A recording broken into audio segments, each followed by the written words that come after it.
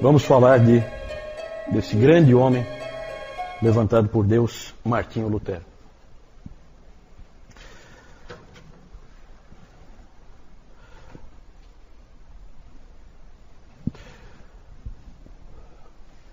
Lutero é uma figura que vale a pena conhecer, um indivíduo fantástico, cheio de altos e baixos. Já se escreveu um monte de livros sobre a psicologia de Lutero, né? Análises psicológicas sobre ele, como ele era, porque ele é um homem de altos e baixos. Ele é um indivíduo que, como o Dr. Lloyd Jones disse, é um vulcão em erupção. O homem escolhido para ser o soldado do Senhor, para libertar o povo de Deus do cativeiro em que estava. Tudo nele é cheio de vida. Ele sofria constantemente de depressões. Muitas vezes ele caía em grande desânimo, que ele chamava de noites escuras da alma. Uma dessas vezes ocorreu em 1527, 10 anos depois dele ter colocado as 95 teses. Ele começou a ter uns problemas de saúde muito sérios, tinha tonturas, tinha desmaios. E também, nessa época, a peste negra atacou Wittenberg e alguns professores, alunos morreram, alguns saíram, ele foi o único que ficou. E no meio daquele clima e coisa, ele então teve um processo clássico de depressão espiritual. E numa carta para o Melanchthon, grande amigo dele, ele escreveu o seguinte: completamente abandonado por Cristo, eu trabalhei sob as vacilações e tempestades do desespero e da blasfêmia contra Deus. Passou-se o tempo e ele escreveu, depois de algumas semanas, ele escreveu: finalmente, por meio das orações dos santos, Deus começou a ter misericórdia de mim e tirou minha alma do inferno profundo. É típico do Lutero, é um indivíduo vivo, certo?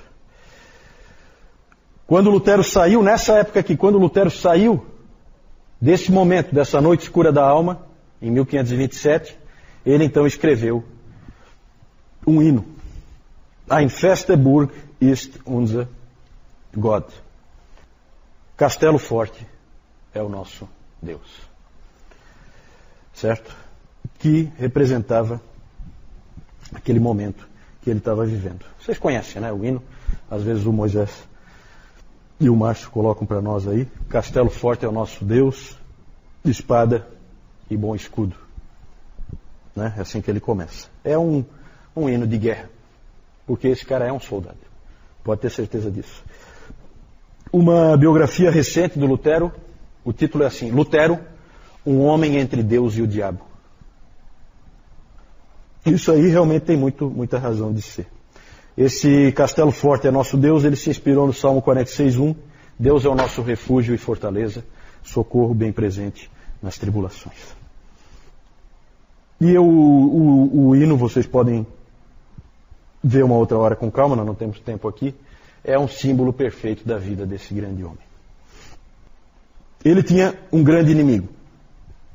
Já aparece no hino, né? Com fúria pertinaz, persegue Satanás, com artimanhas tais e astúcias tão cruéis, que iguais não há na terra. Esse é o grande inimigo dele, Satanás. Né? Por isso que ele é um homem entre Deus e o diabo. Quando ele foi convocado para comparecer diante do imperador, em Worms, ele já estava excomungado pelo Papa. Os amigos dele tentaram impedir ele de ir. E então ele respondeu para eles: eu vou até lá, mesmo que eu encontre tantos demônios quanto o número de telhas nas casas da cidade. E ele foi realmente. Porque eles temiam pela vida dele, né? Vocês sabem o que se fazia normalmente. Nós temos a história do Jan Hus, que nós vimos no domingo passado. Né? Não está tão longe. Então, em 1521, ele foi intimado a comparecer à dieta ou ao concílio de Worms, em alemão. É o nome da cidade. Ele tinha nessa época 38 anos, estava excomungado e ficou frente a frente com o imperador de 21 anos, Carlos V. Lá ele fez a sua famosa declaração: a menos que eu seja convencido pela evidência das Escrituras, ou por plena razão, já que eu não aceito a autoridade do Papa ou dos concílios sozinha, visto que está claro que eles frequentemente erraram e se contradisseram. A menos então que eu seja convencido pela evidência das Escrituras, estou preso pelas Escrituras que citei e a minha consciência está cativa à palavra de Deus. Eu não posso e não vou reconsiderar, porque não é seguro nem certo agir contra a consciência. Que Deus me ajude. Amém. Quando Lutero saiu dali, ele foi sequestrado em seguida. Felizmente sequestrado pelos homens do bem, que estavam do lado dele, certo? O que se crê é que havia, isso não tem uma comprovação bem clara, mas havia espiões que descobriram que havia uma outra emboscada para ele, dessa vez do imperador e do papa, para capturá-lo, para que ele fosse morto. E aí então Frederico o Sábio, rei da Saxônia, mandou homens dele que fizeram uma outra emboscada e sequestraram ele antes. E aí levaram ele para o castelo de Wartburg. Nesse castelo ele ficou então protegido pelo rei da Saxônia, Frederico o Sábio. E nesse castelo de Wartburg ele ficou 10 meses. Lá ele fez a sua tradução, traduziu muito rápido. Ele traduziu o Novo Testamento para o alemão, certo? Traduziu para colocar na mão do povo. E ele já traduziu do grego, lá do Erasmo, né? Então as coisas vão se encaixando, né? Ele sabia, o Lutero sabia, o livro de Romanos inteiro, em grego, de cor. Certo? Então, na verdade, trata-se de um gênio, tá? A gente não tem como entrar em detalhes, mas é um indivíduo único na história. Naqueles 10 meses em Wartburg, ele estava traduzindo, então, o Novo Testamento, e ali ocorre a famosa ocasião em que ele jogou o tinteiro no diabo, né? Vocês viram, né, isso aí, né? Vocês foram lá na sala, né, onde ele fica. Meus pais estiveram lá. Tem lá o lugar em que eles dizem que foi onde ele jogou o tinteiro, né? No diabo, numa hora em que ele estava furioso. É claro que isso aí, a gente não tem total certeza de que isso foi assim realmente, mas essa história é famosa. Tem até uma história que diz que foi o diabo que jogou nele primeiro e que ele só devolveu. Então, mas é um indivíduo que está sempre sendo atacado, claro, porque ele é o indivíduo escolhido por Deus para fazer a maior transformação que já aconteceu na história da igreja como um todo, tá? Como um todo. Ele também teve que travar debates teológicos intermináveis com inimigos humanos, certo? A própria dieta de Worms mostra isso. O efeito disso é que ele ficava cada vez mais firme nas doutrinas que ele cria. Porque ele era atacado, aí ele ia buscar mais evidências, ficava cada vez mais forte. Conforme esse espírito de Lutero, de absoluta subserviência, como nós vimos naquela frase dele, à palavra de Deus, e que ele tinha que ser convencido pelas Escrituras, isso aí rapidamente contagiou um monte de jovens dentro da igreja. Essas revoluções geralmente precisam de um contingente de jovens grande, e esses indivíduos começaram então a crer nisso, e ali então surgia o sola Escritura, somente as Escrituras, somente as Escrituras. Como Lutero deixou bem claro, vamos concordar com o pai da igreja, vamos concordar com um concílio? Com certeza, desde que esteja de acordo com a palavra. Senão, não. Senão eles estavam enganados, eles erraram, essa parte nós vamos jogar fora. E era exatamente essa a atitude de Lutero e dos reformadores. Já um homem velho, Lutero, relembrando toda a reforma, ele disse em um dos seus sermões: simplesmente ensinei, preguei, escrevi a palavra de Deus. Não fiz mais nada. Então, enquanto eu dormia, ou bebia cerveja de Wittenberg com o meu Filipe e o meu Amsdorff, a palavra enfraqueceu tão intensamente o papado que nenhum príncipe ou imperador jamais fez estrago assim. Não fiz nada. A palavra fez tudo. Então esse é o espírito. O Papa foi derrotado pela palavra, não pelo Lutero. E isso ele deixa muito claro, certo? Esse homem foi chamado a ser um guerreiro e ele assumiu o chamado de Deus. O mais impressionante da vida de Lutero é que ele morreu de morte natural. Né? Se tem um indivíduo na história que não tinha como morrer de morte natural, é esse aí. E, no entanto, ele morreu de morte natural. E ele não tinha medo de morrer, não, tá? Claro que o instrumento humano para que ele não morresse de morte matada, como se diz, foi o Frederico da Saxônia. Foi usado por Deus para protegê-lo militarmente. Coisa que o Savonarola não teve. Lembra que no domingo passado eu falei do Maquiavel. Profetas sem armas não prosperam. Certo? Isso o Maquiavel tinha percebido no Savonarola. Lutero tinha armas do lado dele. Medo de morrer ele não tinha, mas ele tinha uma grande preocupação com a sua família. Lutero ele disse algumas vezes que ele não queria casar, porque ele sempre colocava em risco a família dele, porque ele estava sempre, pairava sobre ele sempre a morte de um herege. E a morte de um herege, a gente sabe como é queimado pelo Papa. Então ele tinha medo de deixar a família sozinha, esse tipo de coisa. Mas ele acabou se apaixonando pela Catarina von Bora, que tinha sido uma freira. E tem uma história muito interessante, que eu não vou contar aqui, né? Mas essa freira, Catarina, ela foi uma das 12 freiras que Lutero ajudou a escapar que ele ajudou a escapar, a fugir de um convento dentro de barris de arenque.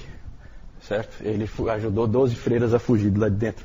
E uma delas era a Catarina. Certo? Ele acabou depois casando com ela. Ele tinha, quando ele se casou, 42 anos e ela 26. Ele era já bem mais velho que ela. Ele adorava essa mulher. É uma história bonita, a história deles. Na verdade, ali se forma uma primeira família cristã protestante, né? Cheia de amor uns pelos outros, mas também com muito realismo, muito pé no chão, né? Muito de pegar junto, todo mundo pegando junto, né? Uma unidade familiar forte. E o Lutero gostava muito de fazer brincadeiras a respeito dela, né? Ele costumava chamar ela de meu senhor Catarina, né? Porque ele era totalmente desorganizado, né? Uma vez o Melanchthon disse que a cama dele estava totalmente mofada, né? Ele dormia num ambiente insalubre, assim, porque ele não cuidava de absolutamente nada. Era daqueles, sabe aqueles intelectuais que não se preocupam com absolutamente nada, a não ser aquele indivíduo focado numa coisa só? Então ele era assim. Essa Catarina veio para arrumar um pouco a vida dele, que estava meio bagunçada. Ele disse que na maioria das coisas ele deixava a Cat lhe dizer o que fazer. Nas outras era o Espírito Santo. Ele era muito espirituoso, né? Tem algumas cartas dele em que ele brinca assim, ele começa, querida Costela. Querida Costela. Claro que é uma referência a Adão e Eva, né? O maior tributo de amor, provavelmente, que ele fez a ela foi ele ter chamado o livro de Gálatas, que era o livro que ele amava tanto, ele chamou o livro de Gálatas de Minha Cat. Lutero disse que o casamento é a escola da santificação. Ali você aprende quem você realmente é e ali você é trabalhado por Deus. Ele fez muitos comentários sobre essa escola.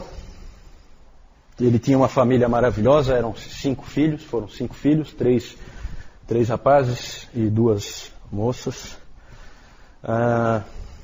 Ele amava seus filhos profundamente, ele os ensinou e também aprendia com eles. Tem muitas histórias do relacionamento dele com os filhos. Eles confiavam profundamente nele e ele também aprendia lições com Hans, Magdalena, Martin, Paulo e Margareta. Quando a sua filha de 13 anos, Magdalena, morreu em seus braços, a fé dele falhou. 13 anos de idade. O historiador Steve Osmond disse: não sei de nenhuma outra ocasião na vida de Martinho Lutero em que sua teologia e fé não foram páreo para os inimigos que o ameaçavam. Ele desafiou o imperador e os príncipes alemães e diversos papas. Ele amaldiçoou e insultou o diabo. A sua teologia só lhe falhou verdadeiramente na morte de um filho. Lutero sofreu nessa época como nunca. Por fim, ele foi capaz de dizer: é tão estranho saber que ela está feliz no céu e eu tão triste aqui. Deve ser realmente uma coisa horrível.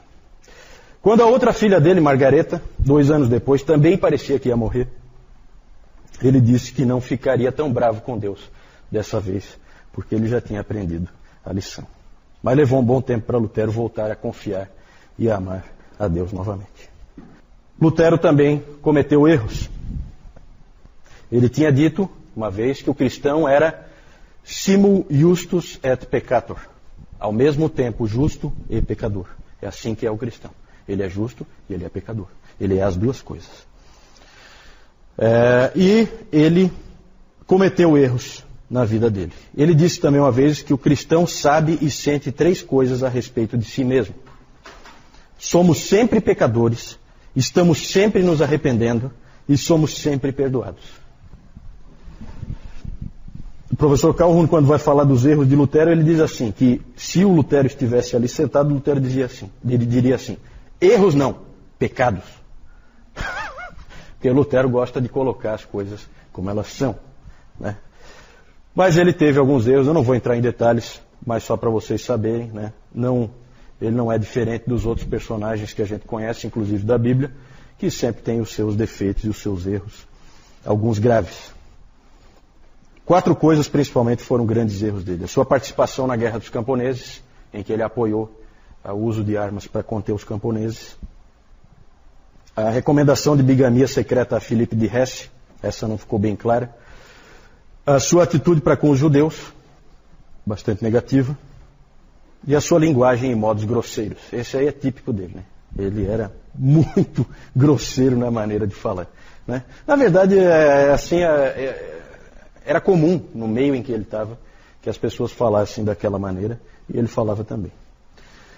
Ele morreu em 1546, com 62 anos, em uma viagem em que ele estava indo resolver um problema numa briga entre 2 irmãos, e ele estava viajando para tentar resolver, levou seus 3 filhos com ele. Tem as cartas que ele mandou para Cat enquanto ele estava viajando, muito interessante do que eles faziam e tal, muito bacana.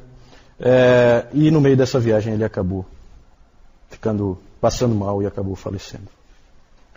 Ele é uma personagem fascinante. Se vocês tiverem a possibilidade de conhecer um pouquinho mais sobre Lutero, corram atrás disso. E o que se diz é que as pessoas costumam gostar de Calvino, mas elas amam Lutero. E isso é porque ele é tão humano, né? Realmente humano.